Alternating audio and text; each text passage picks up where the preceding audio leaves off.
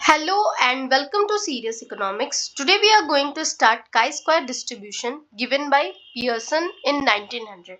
Okay. So this video is equally important for research aptitude paper 1 and for paper 2 statistics. So let's begin the class. So chi-square distribution जो है वो Karl Pearson द्वारा 1900 में दिया गया है. ठीक है. क्या कहता है chi-square distribution, क्या मतलब है, ये सारी चीजें हम इसको समझते हैं प्रॉपरली डिकोड करके. देखो, काई स्क्वायर डिस्ट्रीब्यूशन जो है एक कंटिन्यूअस प्रोबेबिलिटी डिस्ट्रीब्यूशन होता है जो मेनली हाइपोथेसिस टेस्टिंग और वेरिएंस के एनालिसिस में यूज होता है. क्या कहा मैंने कि काई स्क्वायर डिस्ट्रीब्यूशन जो है एक कंटिन्यूअस प्रोबेबिलिटी डिस्ट्रीब्यूशन होता है. ठीक है. कंटिन्यूअस प्रोबेबिलिटी डिस्ट्रीब्यूशन का मतलब क्या है, अब इसको समझो. कंटिन्यूअस प्रोबेबिलिटी डिस्ट्रीब्यूशन मैंने क्यों कहा कि काई स्क्वायर डिस्ट्रीब्यूशन एक कंटिन्यूअस प्रोबेबिलिटी डिस्ट्रीब्यूशन है, क्योंकि मैंने जब प्रोबेबिलिटी डिस्ट्रीब्यूशन की क्लास बनाई है उसमें बताया है कि दो टाइप के डिस्ट्रीब्यूशन हम प्रोबेबिलिटी डिस्ट्रीब्यूशन जो प्रोबेबिलिटी है उसमें हम दो टाइप की डिस्ट्रीब्यूशन पढ़ते हैं. एक तो हमारा डिस्क्रीट होता है, एक कंटिन्यूअस होता है.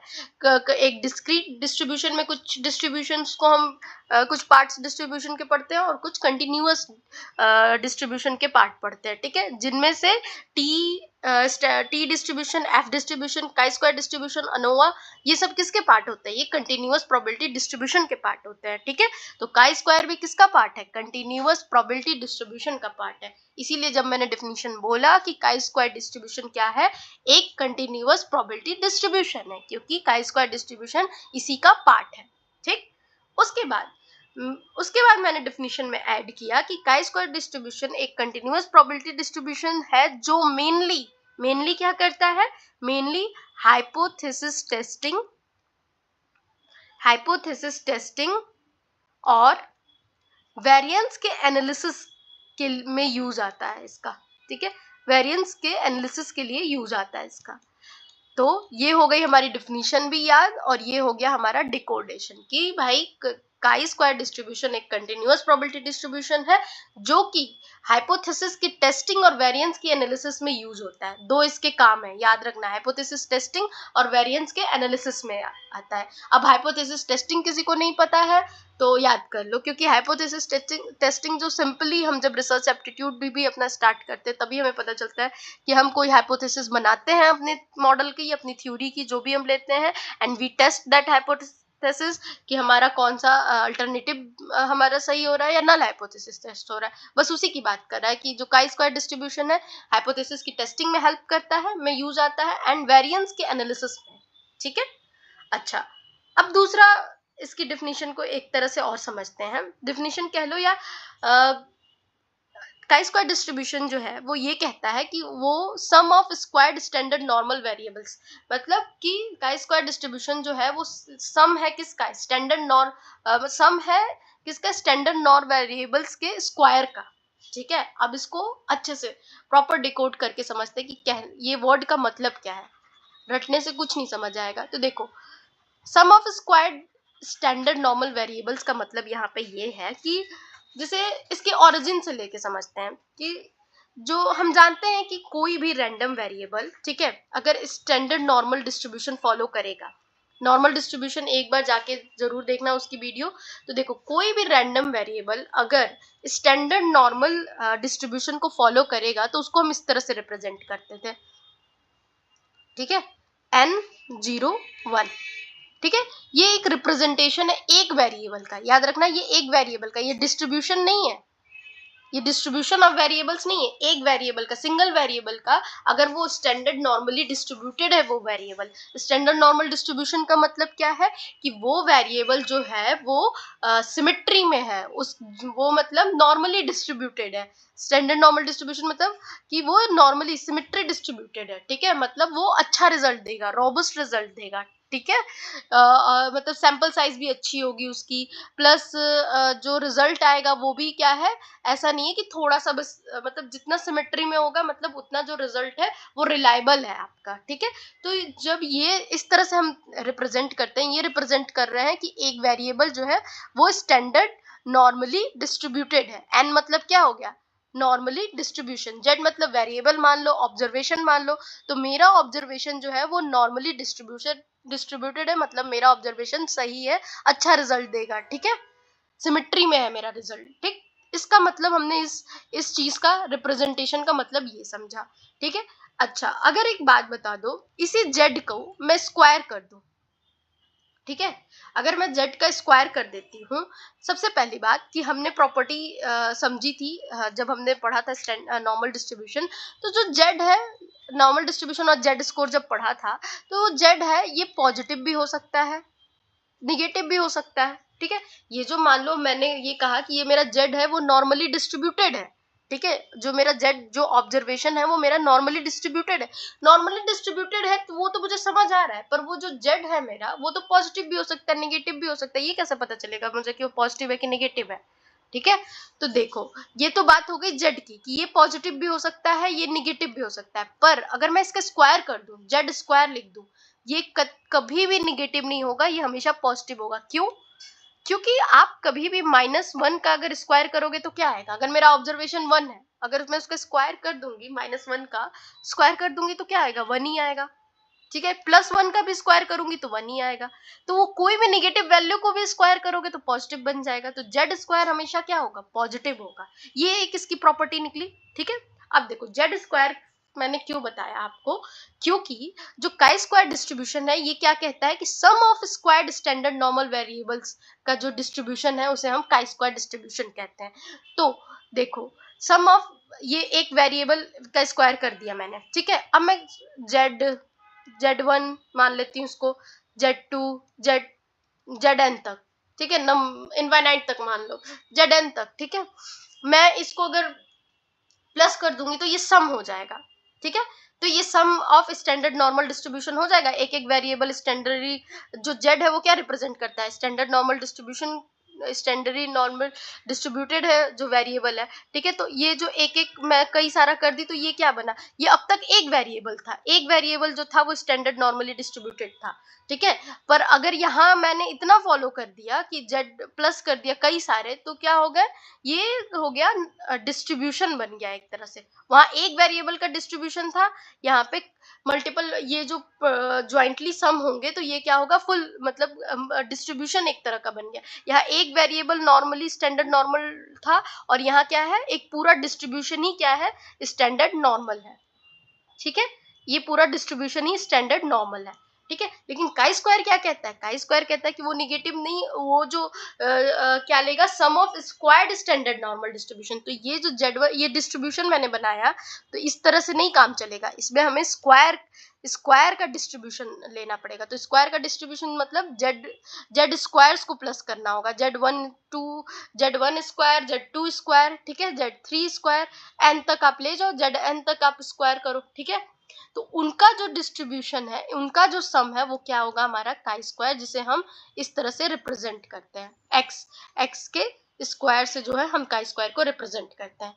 समझ आई बात कि क्या कहता है हमारा स्टैंडर्ड नॉर्मल डिस्ट्रीब्यूशन, अरे सॉरी, काई स्क्वायर डिस्ट्रीब्यूशन की वो जो है वो सम है किसका, वो सम है स्टैंडर्ड नॉर्मल डिस्ट्रीब्यूशन के स्क्वायर्स का सम है, ठीक है। तो और इसी वजह से अगर वो स्क्वायर का सम है, इसी वजह से काई स्क्वायर कभी भी निगेटिव नहीं हो सकता है, ठीक है। तो हमने क्या समझा कि ये जो है जेड2 का स्क्वायर जेड एन तक ले जाते हैं, ठीक है, जेड एन तक का स्क्वायर, और ये जो है काई स्क्वायर। तो काई स्क्वायर क्या है कि हम डिस्ट्रीब्यूशन, काई स्क्वायर डिस्ट्रीब्यूशन कहते हैं जिसको, जिसमें स्टैंडर्ड नॉर्मल डिस्ट्रीब्यूशन का सम का स्क्वायर हो, ठीक। ये लाइन डिकोड हो गई हमारी, काई स्क्वायर डिस्ट्रीब्यूशन के हमको डेफिनेशन पता चल गया। कार्ल पियर्सन ने 1900 में दिया था। अब क्या इंपॉर्टेंट है इसमें जानने के लिए, तो देखो, अब जानने के लिए इंपॉर्टेंट है इसमें हमारा क्या कहते हैं, शेप ऑफ काई स्क्वायर डिस्ट्रीब्यूशन। और शेप किससे पता चलेगा, डिग्री ऑफ फ्रीडम से पता चलेगा, ठीक है। डिग्री ऑफ फ्रीडम से क्या पता चलेगा, शेप पता चलेगा, ठीक है। लेकिन उससे पहले देखो, ये जो डिस्ट्रीब्यूशन मैंने इस तरह से रिप्रेजेंट किया है, ठीक है, तो ये जो है ये एक काई स्क्वायर डिस्ट्रीब्यूशन फॉलो कर रहा है, ठीक है, with an degree of freedom. मतलब डिग्री ऑफ फ्रीडम यहाँ एन है, नंबर ऑफ फ्रीडम मतलब कितना भी डिग्री ऑफ फ्रीडम क्या होता है कि एक इंडिपेंडेंट वेरिएबल पाना। आप normally normal distribution F distribution समझो जाके, डिग्री ऑफ फ्रीडम क्लियर हो जाएगा। तो देखो डिग्री ऑफ फ्रीडम क्या है, इंडिपेंडेंट वेरिएबल किसी डिस्ट्रीब्यूशन में कितने हम पा रहे हैं, ठीक है, तो वो है डिग्री ऑफ फ्रीडम। तो यहाँ पे क्या है, मैं n तक मान रही हूँ क्योंकि मुझे नंबर तो पता ही नहीं है, ये n तक मैंने डिस्ट्रीब्यूशन ले रखा है, तो यहाँ क्या है, n डिग्री ऑफ फ्रीडम है मेरा, ठीक।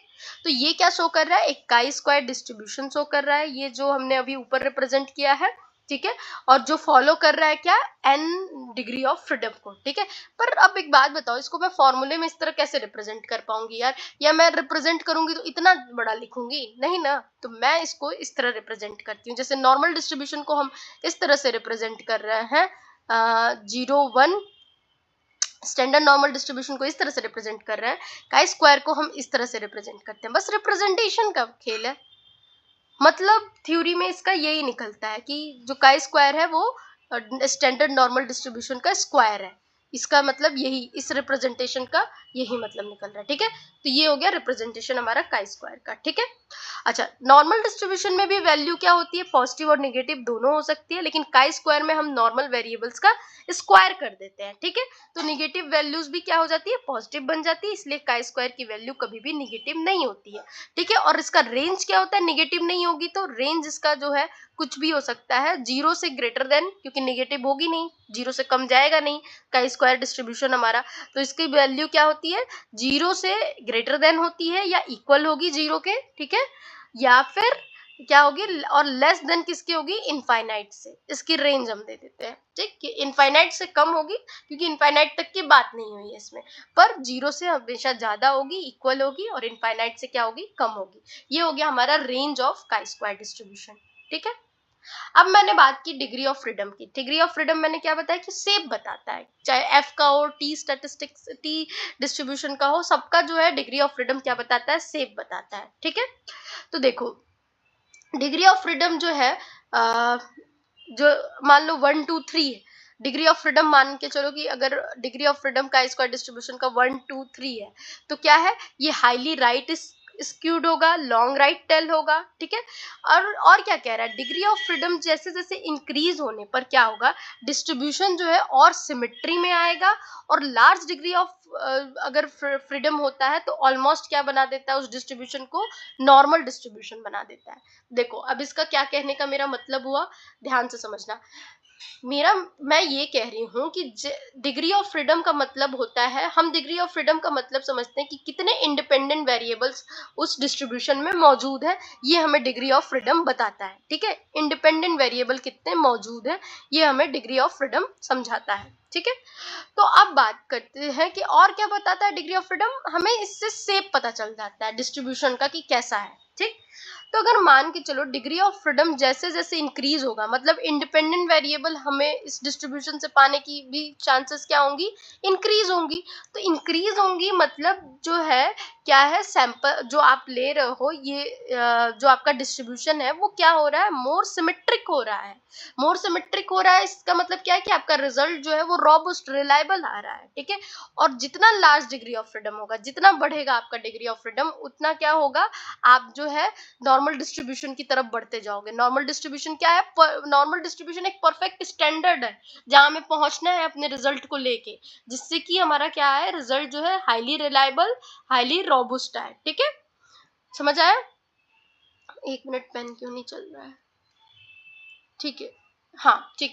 तो जितना मैंने क्या बताया था, किसी भी चीज में हम जब अपना इकोनोमेट्रिक्स वगैरह कुछ भी पढ़ते हैं, तो मॉडल जब सही नहीं होता है, कुछ भी नहीं होता है, तो हम अपना सैंपल साइज लार्ज कर देते हैं जिससे कि रिजल्ट अच्छा है। वैसे ही जितना डिग्री ऑफ फ्रीडम लार्ज होगा, उतना हमारा जो डिस्ट्रीब्यूशन है वो क्या होगा, नॉर्मल होता जाएगा, ठीक है।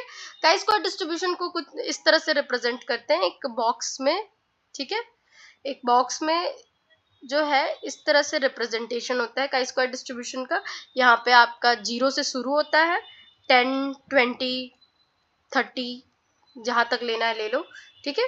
और यहाँ पे कुछ डिस्ट्रीब्यूशन पॉइंट जो रेंज है उस हिसाब से यहाँ पे डेंसिटी लिखी होती है, ठीक है। तो ये आप एक बार नेट पे चेक कर लेना काई स्क्वायर डिस्ट्रीब्यूशन का ग्राफ कैसा है, ठीक। अच्छा, अब बात करते हैं हम। अच्छा देखो, अगर फॉर एग्जांपल यही मैंने जो डिग्री ऑफ फ्रीडम आपको समझा रही हूँ, यही मैं आपको यहाँ पे समझाती हूँ एक ग्राफ के थ्रू, कि अगर मान लो डिग्री ऑफ फ्रीडम जो है तुम्हारा 2 है, ठीक है, ग्राफ में डिग्री ऑफ फ्रीडम 2 है, तो तुम्हारा काई स्क्वायर डिस्ट्रीब्यूशन ऐसे बनेगा, ठीक है, ऐसे। ये बॉक्स है मान लो, ये एक बॉक्स है, ठीक है,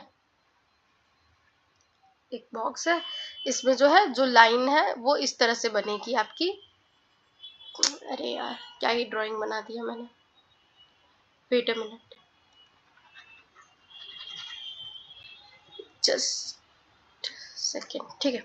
हाँ, तो देखो काई स्क्वायर डिस्ट्रीब्यूशन मैंने क्या कहा कि जैसे मान लो अगर आपकी डिग्री ऑफ फ्रीडम जो है आपके डिस्ट्रीब्यूशन में वो क्या आई, 2 आई, क्या आई, 2 आई, तो 2 आने पे जो डिस्ट्रीब्यूशन आपकी काई स्क्वायर की है वो कैसी दिखेगी, वो इस तरह से दिखेगी। छोटा ग्राफ बनाती हूँ, ठीक है, चलो वो डिस्ट्रीब्यूशन जो है वो इस तरह से शो होगी, ठीक है, वो डिस्ट्रीब्यूशन किस तरह से शो होगी, इस तरह से शो होगी, ठीक है, आप समझ लेना, ग्राफ जो है नेट पे एक बार देख लेना कि वो इस तरह का कुछ डिस्ट्रीब्यूशन बनाएगा काई स्क्वायर डिस्ट्रीब्यूशन, जब डिग्री ऑफ फ्रीडम आपकी क्या हो, 2 हो। अगर वही डिग्री ऑफ फ्रीडम 5 हो जाए, बढ़ जाए, इंक्रीज होने पे मैंने क्या कहा है, तो वो जो डिस्ट्रीब्यूशन है कुछ इस तरह से दिखने लगेगी, ठीक है, नॉर्मल की तरफ अब बढ़ने लगेगी, समझ आया, ये नॉर्मल की तरफ बढ़ने लगेगी डिस्ट्रीब्यूशन। इसी वजह से कहा जाता है कि जितना डिग्री ऑफ फ्रीडम होगा काई स्क्वायर डिस्ट्रीब्यूशन या कोई भी जो डिस्ट्रीब्यूशन है वो नॉर्मल की तरफ बढ़ने लगेगा लार्ज सैंपल्स के साथ, ठीक है, ये लार्ज डिग्री ऑफ फ्रीडम के साथ। चलो इस पे डिस्कशन ज्यादा हो गया, अब नेक्स्ट हम बढ़ते हैं। अच्छा एक और एग्जांपल से यहाँ से समझ लो कि डिग्री ऑफ फ्रीडम अगर मान के चलो आपके पास 5 ऑब्जर्वेशन है, ठीक है, और मीन जो है क्या किया है, कैलकुलेट कर लिया है, तो एक वैल्यू जो है ऑटोमेटिकली डिटरमाइंड हो जाती है। मतलब देखो अगर आपके पास 5 ऑब्जर्वेशन है, ठीक है, तो 5 ऑब्जर्वेशन में आपने क्या है कि आप मीन कैलकुलेट कर लिया है, ठीक है, तो एक वैल्यू जो होगी वो क्या होगी, ऑटोमेटिकली डिटरमाइंड हो जाती है। तो डिग्री ऑफ फ्रीडम का इसीलिए हम लोग फॉर्म इस तरह से n-1 कि मतलब 5 ऑब्जर्वेशन है उसमें से 1 माइनस कर देते हो, तो 4 जो है आपकी इंडिपेंडेंट है। फोन मतलब आप अगर 5 पता कर लो, अरे यार मतलब अगर आपको 4 पता है, 4 इंडिपेंडेंट का आपको पता है, तो आप 5वां पता ही कर लोगे, ठीक है, तो इसी चीज को डिग्री ऑफ फ्रीडम शो करता है, ठीक है, कि आप जो 4 आपका इंडिपेंडेंटली आपको पता है, इससे आपका 5वां निकल जाएगा, ठीक है। अच्छा प्रॉपर्टीज क्या है काई स्क्वायर डिस्ट्रीब्यूशन की, इंपॉर्टेंट प्रॉपर्टीज ये है कि मीन, इसमें मीन जो है इक्वल होता है डिग्री ऑफ फ्रीडम के, ठीक है, तो पहला प्रॉपर्टी ये है काई स्क्वायर डिस्ट्रीब्यूशन का कि जो मीन है, मीन की क्या प्रॉपर्टी है, वो मीन इस तरह से रिप्रेजेंट करते हैं, expected mean equal two degree of freedom, पहला प्रॉपर्टी है। दूसरा का स्क्वायर डिस्ट्रीब्यूशन का प्रॉपर्टी है वेरिएंस का। वेरिएंस का क्या प्रॉपर्टी है कि जो वेरिएंस है एक्स का, ठीक है, वेरिएंस है जो एक्स का वो क्या होगा, 2 डिग्री ऑफ फ्रीडम के बराबर होगा, ठीक है, वेरिएंस जो मीन का होगा या वेरिएंस जो एक्स का होगा वो 2 डिग्री ऑफ फ्रीडम के बराबर होगा। स्टैंडर्ड डेविएशन इसकी तीसरी प्रॉपर्टी है काई स्क्वायर डिस्ट्रीब्यूशन की। तो स्टैंडर्ड डेविएशन के केस में क्या है, तो स्टैंडर्ड डेविएशन के केस में जो होता है √2df, 2 डिग्री ऑफ फ्रीडम का रूट कर देने से हमारा क्या आ जाता है, स्टैंडर्ड डेविएशन आ जाता है काई स्क्वायर डिस्ट्रीब्यूशन में। मोड की बात करें तो मोड जो है डिग्री ऑफ फ्रीडम में से 2 माइनस कर देते हैं, ठीक है, जब डिग्री ऑफ फ्रीडम क्या हो तुम्हारा ग्रेटर देन 2 हो, तो ये हमारा क्या आ जाता है, मोड आ जाता है काई स्क्वायर डिस्ट्रीब्यूशन में। अब देखो इसमें समझने वाली इन तीन चारों में कुछ नहीं है, एक थ्योरी है काई स्क्वायर डिस्ट्रीब्यूशन जिसके आपको प्रॉपर्टीज याद करने होंगे, जिसमें mean, variance, standard deviation and mode की है। इंपॉर्टेंट जो है यूजीसी के लिए वो मीन और वेरिएंस का है। तो मीन जो है डिग्री ऑफ फ्रीडम के बराबर होता है, वेरिएंस जो है तो 2 डिग्री ऑफ फ्रीडम के बराबर होता है, ठीक है। अच्छा काई स्क्वायर डिस्ट्रीब्यूशन का आप समझ आए यूज क्या होता है, तो यूजेस समझते हैं कि काई स्क्वायर डिस्ट्रीब्यूशन का क्या होता है। तो गुडनेस ऑफ फिट के लिए, टेस्ट ऑफ इंडिपेंडेंस के लिए, टेस्ट ऑफ वेरिएंस के लिए। अब इसे समझते हैं। देखो गुडनेस ऑफ फिट की टेस्ट के लिए मतलब ये चेक करते हैं कि जो ऑब्जर्व डाटा है किसी थ्योरेटिकली डिस्ट्रीब्यूशन को फॉलो करता है या नहीं। मतलब कि मान लो मेरा जो थ्योरेटिकल डिस्ट्रीब्यूशन ये है, मेरा थ्योरी ये है कि जो डाइस है वो फेयर है या नहीं है। मेरा ये मतलब ये मेरा थ्योरी है कि जो डाइस है वो फेयर है या नहीं है।